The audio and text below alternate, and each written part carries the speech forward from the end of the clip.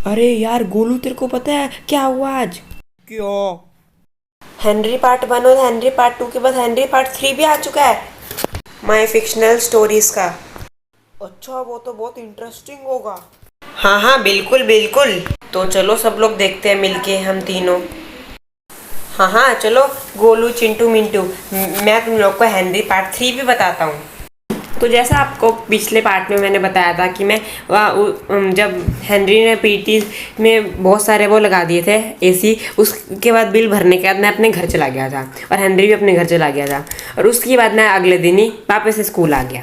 तो जैसे ही मैं स्कूल के गेट के बाहर पहुंचा, मेरे को बहुत अजीब लोग दिखने लगे। वो अजीब काला कपड़ा पहना था उनने, बहुत खतरनाक क्रीचर लग रहे थे। और उनका जो किंग था, उनका जो लीडर था, उसका नाम ड्रैकुला था।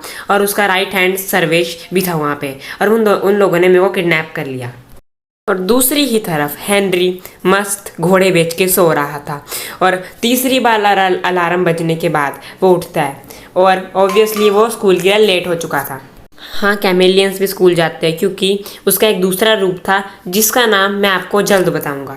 हेनरी जो था वो 8 साल का था और इस 8 साल का होने के बाद वो 40 किलोमीटर पर आवर की स्पीड से भाग सकता था। वो फिर भी दुनिया के सबसे ज़्यादा तेज भागने वाले इंसान की स्पीड से कम ही है। ड्रैकुला का जो वो था प्लान, वो ये था कि वो पहले मेरे को किडनैप करे और हेनरी मेरे को बचाने आए, फिर वो हेनरी को किडनैप करके हेनरी को मार दे। क्योंकि एक बहुत बड़े सेंट ने ये प्रेडिक्ट किया था कि जो ड्रैकुला होगा वो मारा जाएगा हेनरी के द्वारा।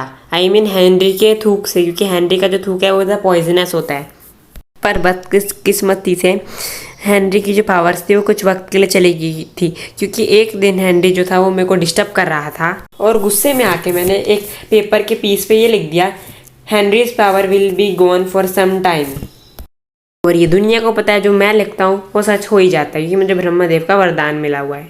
और कुछ ही देर बाद हेनरी जो होता है वो स्कूल में पहुंच जाता है और स्कूल पे उसे एक वैन के पास एक नोट पड़ा हुआ मिलता है जिसके ऊपर लिखा होता है, Ruskin Bond is with us, come at XYZ road and save him.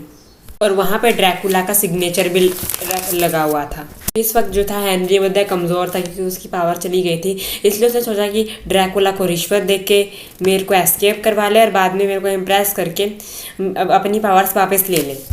मेरे पास एक वॉकी डॉकी था और हेनरी के पास भी एक वॉकी डॉकी था और हम दोनों का वॉकी डॉकी एक दूसरे से कनेक्टेड था। हेनरी ने मुझे वॉकी डॉकी से फ़ोन किया और बाद में बोला कि वो वॉकी डॉकी मैं ड्रैकुला को दे दूँ। और जैसे ही मैंने वॉकी डॉकी ड्रैकुला को दिया, ड्रैकुला एक सीक्रेट जगह पर पहुंच गया, साइलेंटली धीरे धीरे बातें करने लगा। और वैसे ही हेनरी ने बोला कि मैं तुम्हें नहीं मारूंगा, उल्टा मैं तुम्हें पैसे दूंगा, बस तुम्हें ये करना है कि मैं आऊँगा, तुम्हें मेरे से एक नकली फाइट का नाटक रचना है और मैं रस्किन बॉन्ड को बचा लूँगा। और जो ड्रैकुला आता है वो मान जाता है इस बात पे। और हेनरी जब कुछ घंटों बाद आता है विदाउट कोई वेपन्स, तो ड्रैकुला जो होता है वो ये सोचता है कि जो सेंट है बाबा जी उसे कभी गलत इन्फॉर्मेशन नहीं देंगे, तो इसलिए ये बात सुन के वो सोचता है कि हेनरी को मार ही दूँ मैं। और ड्रैकुला असली में अटैक कर देता है हेनरी पे और विदाउट कोई वेपन, और उसकी पावर्स पे चली गई थी हेनरी की, तो आप सोच सकते हैं उसकी कैसे हालत हुई होगी हेनरी की।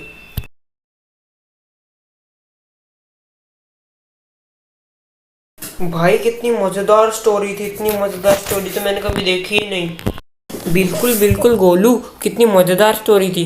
वैसे दोस्तों, आप सबको अच्छी लगी है स्टोरी? अगर अच्छी लगी तो लाइक और सब्सक्राइब करके जाना ताकि आप आगे की स्टोरीज भी देख पाओ नोटिफिकेशन के द्वारा। बिल्कुल बिल्कुल।